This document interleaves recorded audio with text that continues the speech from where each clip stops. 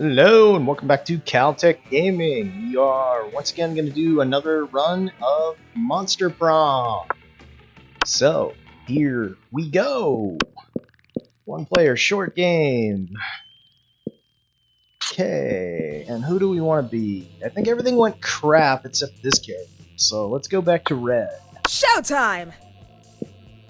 We've done one with each one, and I think Red was the only one we were successful with. So, we're going back to Red. Ultimate Challenge, Monster Prom. Yep, we know our characters. And stupidest pop quiz. Okay, president for the day. Presidents don't pass law. Dollar bills. Beware too much awesomeness. Can deduct taxes by writing sonnets. Oh yeah, too much. Coolest mythological creature, the Sphinx, who's super turned up and ready to party. Raps all her riddles. She kills you if you don't answer them correctly. But she raps the riddles. The invisible hand of the free market. This weird creature I drew when I was 6. Clearly super derivative from other mythological creatures, but it's super cool, and it's my OC, my spirit animal, okay? Well, apparently it's the Sphinx, because those other answers are dumb. What criteria would you use to name your children? I will research for a name that is pun-proof and joke-proof. No one will pick on them. Something simple and friendly like Bobby or Mary. A non-heteronormative name to give them the freedom to define themselves with their own terms. My name plus 11, the second. I guess that's 2, second. Just the swear word. Meh. No name, it's just too much nonsense.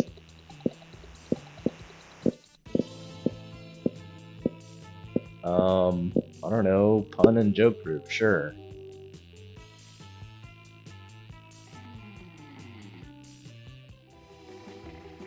Let's do this! Okay. So there's 6 stats, and 6 of these. So we think these correspond to the stats, because each one we go to seems to give us a +2 in something. And what? So,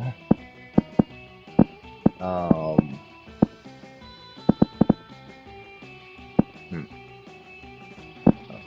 haven't really been paying super attention to which ones are which, but we do know some of the ones. Where do we want to go first? Let's do baptism. Skip class and hang out because of no respect for authority. Because some people just want to watch the world burn. 0 shits, 2 boldness. Yeah. Scott huddled next to Vera. To hardly ever hang out. We wonder what's up. Scott seems to be rolling some kind of sports act. Bro. But we just keep losing football games over and over. Coach says we're just not sporting hard enough. And I'm sporting as hard as I can. I figured since you're super smart and everything, maybe you could fix your entire team in 10 minutes. One and obviously, only I can do that. Vera Oberlin. Listen, what you need is an oblique strategy, a new technique your opponents won't expect, like poison darts, or a vicious campaign of psychological warfare, or now's your chance to impress them. Jump in with an idea that shows you how much you know about winning sports. What you guys need is blackmail material. One well-placed camera in the opposing team's locker room is all it takes.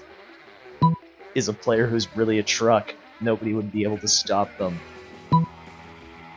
Yes. Touchdown! Dude, what a killer idea. My buddy Truckosaurus has wanted to join the team for a while now. The coach kept saying on no account of him being too lethal, whatever that means. Now we're losing. I'm sure coach will change his mind. You saved Scott's team and probably doomed hundreds of rivals to death by Truckosaurus. Score. 2 boldness, 1 fun. Let's do this! Damien, Polly, Wolfpack, these guys, Cat. We've never actually done one with the Cat once at lunch, but let's do Scott and Scott chowing down while Miranda stares horrified at the tray. What's wrong, Miranda? Isn't it obvious? Right here on my tray. Fish sticks. Yeah, fish sticks Fridays. Isn't it great? It's not great, Scott. The fish are my subjects. This is clearly the work of the air people. What? Air people? Yes, You did not know of the air people, the merfolk's most hated rivals? Don't you read the news? Sure, because I totally know how to read. What? Well, I must insist that you cease eating those fish sticks immediately. This is high treason. But I've been looking forward to Fish Stick Friday since last Fish Stick Friday. Are you sure I can't eat any? He's asking Miranda while holding the fish stick really close to his mouth. But you feel like you got a better answer to settle this argument. You blurt out, "Have you all heard fish sticks make you worse at sports? They contain ball-dropanol and nerdoflavin. Fish sticks contain absolutely no fish. It's all garden snails and food-grade plastic. Scott can eat as many as he wants." See, Miranda, there's nothing wrong with fish sticks. They're good and good for you. I suppose you're right. Perhaps this is not the air people plot I suspected after all. Although I'm disappointed that much plastic's being used in fish sticks rather than plastic drink rings to catch birds with. Don't forget the snails. There's snails in it too. I would much rather forget about the snails, thank you. Does this mean you still don't want your fish sticks? Can I have them? Can I? Very well, you may partake. I'm not sure where my eating service has gone off to in any case. As you watch Scott chow down on his artificial fish fingers, you decide that both he and Miranda have weird relationships with food. Scott gives you a thumbs up while he's still munching those fish fingers.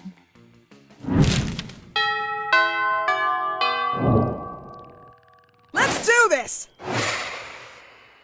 Oh, what do we want to do? Let's do... class, sure.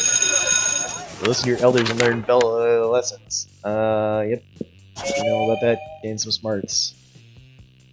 Scott skipping down the corner, rattling off a list. Hey, today's the best.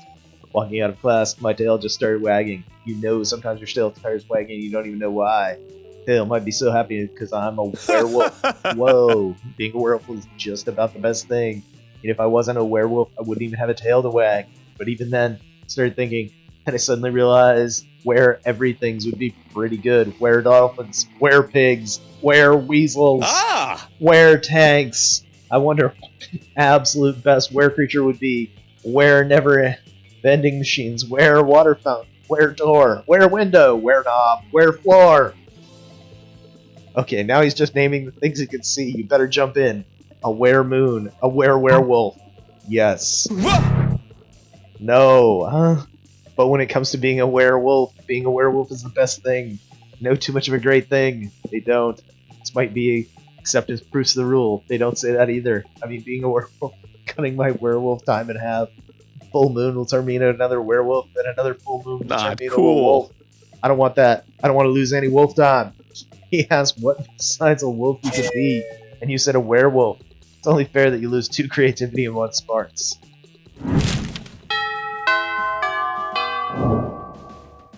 Let's do this! Screw this, we're going outdoors. Yeah! Brave. Woo! Too fun. Happens to be hanging around near Scott, like you're following him.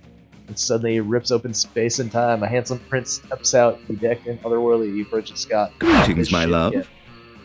I've quested across dimensions to see your face. Oh, well, he's in my face. More than just your face I need, Scott. The great tosser of balls. I also need your body. Luckily, I brought that with me too. But do not desire to merely gaze upon your body, though that itself is a pleasure. My kingdom, you see, is besieged by a foul, dire harp, and only your muscles can save us. And once this loathsome beast is vanquished, perhaps we can find some other uses for the body of yours. Wink. Did you just say wink out loud too? That's so cool.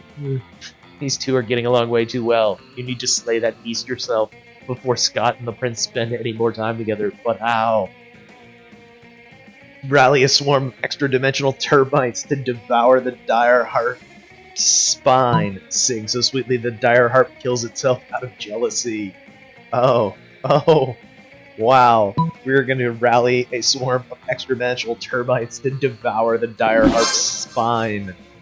Armed with your termite summoning flute, you dash through the exponential portal before the prince can react. The dire harp looms over the prince's palace, saliva dripping from its terrible strings. Oh my god, luckily for you, the termites in the prince's dimension are 8 feet long, eat steroids for breakfast, and fucking hate harps. Once you get done eating every part of the dire harp but its strings, you have to put them somewhere. So you helpfully let them infest the prince's castle. You won't mind. Absolutely mind. I'm going to have to pay the entire kingdom to get it fumigated. Whoa, that was so cool you rallied over those termites. You're like a quarterback for giant insects. This is not cool. This is a nightmare. All I wanted to do was use a national crisis and an opportunity to romantically bond with a high schooler. Is that so wrong? Not gonna answer that. Game 2, boldness and 1 charm. Oh. Let's do this! Scott and Damien. Some rando we don't know. Let's do something. Lol, JK, something fucked up is always going on here. Today is no different. Hey, Red, did you want to come sit with us and our imaginary friend? No one else is here. Your imaginary friend roars and the whole cafeteria shakes. Okay, Reds, you have some smarts and you're probably going to figure this out pretty... Why do we have a wild beast under our table? Why don't you take a guess? He's asking you to guess because you totally forgot our plan. Scott, no we didn't. Shut up. We're going to teach it the piano, or maybe the saxophone. I lost my notes. No worries, no notes needed. You know exactly what they should do with this wild beast. The wild beast should be the new school mascot. Put him in a sports jersey and let's rock. Go team. It's obvious they brought such a beast to the kitchen to turn it into the next Monster Chef champion. So you can split the big Monster Chef cash prize. Let's go sports. That's a great idea. Pretty sure Spooky already has a mascot, but what do you know? There are more mascots the merrier. I really don't think they say that. They should. School has only one mascot. Having multiple mascots will be the thing that makes our amazing school even more special. I can see it now. Spooky wild beast that Scott and Damien kept under a table. Rah rah wild beast. Eat the other team and make a feast. Try not to get an infection from yeast. Actually, that chant is pretty dope. Thanks, Red. Thanks a ton. The wild beast mascot sure will be fun. If you ask me, I owe you one. If you were to nitpick, you could point out that tons and one fun don't actually rhyme. But why would you nitpick such an adorable and genuine display of affection from darling Scott? True. Let's do this! 2 out of 20. Rehearsing for the class play. Give them the muses descend to give you figurative oral sex. Your performance is intense and expiring. Yep. 2 creativity. Yup. Scott and Miranda still hanging out. Looks like 2 farmers handling a bunch of Greetings, apples. fellow classmate. Time for our own study session. Aid the comprehension of arithmetic. I've hired these actors to reenact usually difficult word problems in our textbook. You see, Farmer Jim has 9 apples, and he gives 6 to Farmer Greg. How many apples does Farmer Jim have left? They're like riddles. I don't know how we'd ever get them to understand without these actors. Usually works on the first try, but doing this for over half an hour now, and we still don't understand. Is there something wrong with our study method? No, of course not. For Daddy assured me that I am never wrong. We only need change one small detail. What if instead of apples they were oranges? What if instead of farmers they were trains? Yes. No. The problem is that we aren't thinking big enough. Deploy the trains. Suddenly 2 massive train engines crash into the ceiling, crushing the stage, the actors, and most importantly the apples. No, the apples. How will we finish our homework? Now I realize this was a terrible idea. Why did you let us do this? Very good question. While you ponder it, you lose 2 charm and 1 smarts. Damn it. Fail. Week 3. Let's do this! Ugh.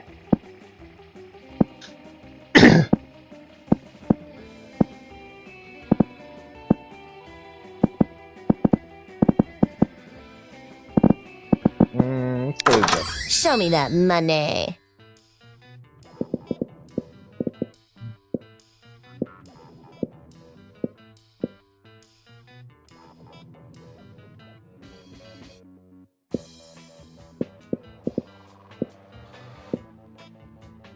I don't know what any of these are supposed to do, but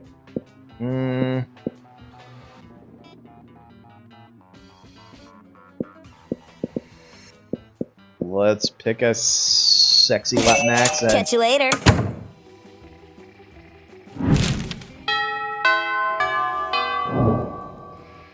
Let's do this! Alright, we get Damien Miranda, that dude, Polly and Scott. Oh, let's do Polly and Scott. Sitting together, laughing metaphorical acts. Let's do Damien. Stupid little red face. Yep, we've seen this one before. Okay. Doggy Boy's bad at impressions. Hey, I'm Polly. Look at me go. Wow. Does? Yeah. From our impressions class, we had to introduce ourselves. Oh yeah, I guess I did say woof woof me, Scott. Dog Boy's bad at impressions. But I didn't yell like that. Sorry, the real Scott. There's absolutely two identical werewolves in front of me, and I can't tell the difference. Polly insists on a smooching contest to determine who the real Scott is. You end up winning in more ways than one.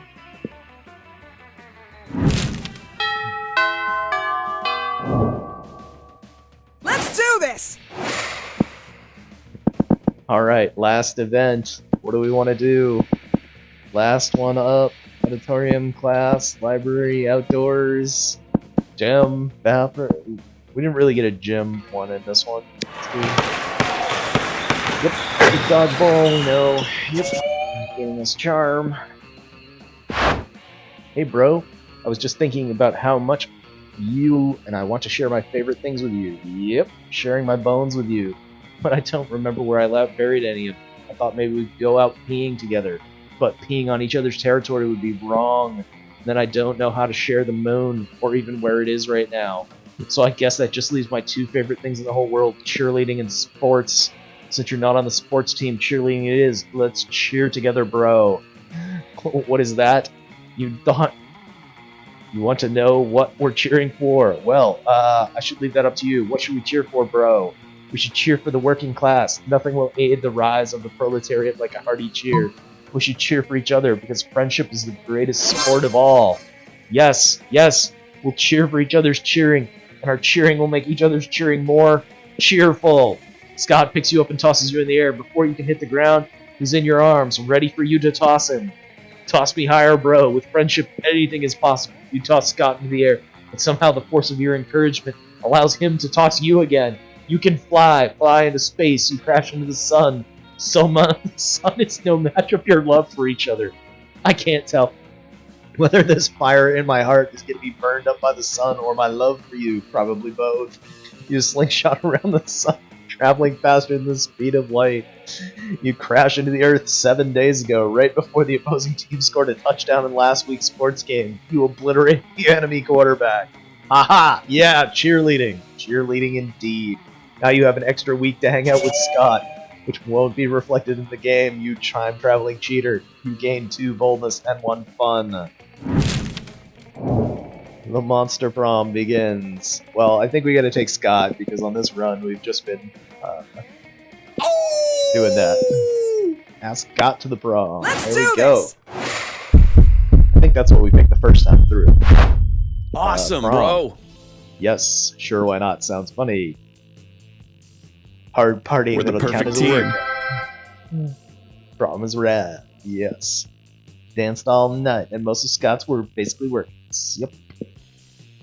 So I think that was... This is like the only one we've been successful at, is Scott Red. So, yeah, there you go. There's another run.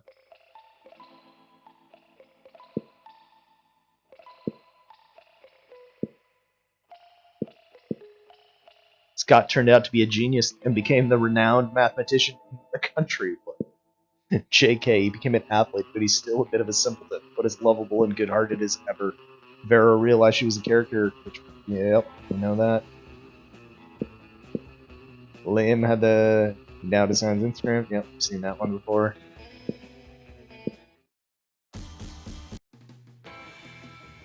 Okay, there we go. So there was another run. So that was a successful Red Scott run. Cool. Thanks for watching. See you next time.